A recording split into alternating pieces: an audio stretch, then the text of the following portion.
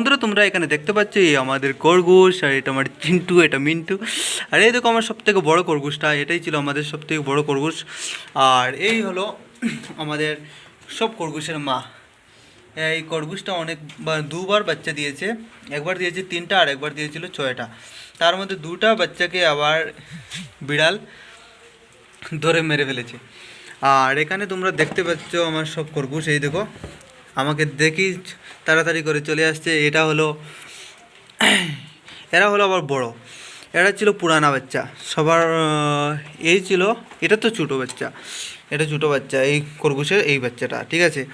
আর এখানে দেখতে পাচ্ছ এই হলো আমার সব থেকে বড়ো খরগোশটা, হ্যাঁ মেল, বড় মেল খরগোশ। আর এই হলো আমাদের বড় ফিমেল খরগোশটা, ঠিক আছে। একে আমি বাইরের মধ্যে রেখেছি কারণ ওখানে ওখানে একটা গর্ত আছে, এই গর্তটার মধ্যে ও থাকে। আর এই দেখতে পাচ্ছ আমার সবগুলো খরগোশ এখানের মধ্যে আছে। আর এই খরগোশটাকে দেখতে কেমন লাগছে তোমরা একটা কমেন্ট করে নিশ্চয়ই বলবে। আর আর নিউজিল্যান্ড হোয়াইটগুলোর চোখগুলো কিন্তু একদম লাল থাকে, ঠিক আছে। নিউজিল্যান্ড হোয়াইট চেনার একটাই উপায়, এর চোখটা থাকবে রেড কালার, ঠিক আছে।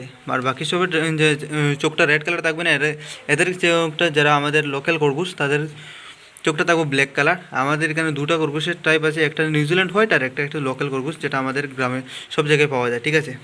তাহলে আজকের ব্লগটা এখানেই আমি শেষ করলাম।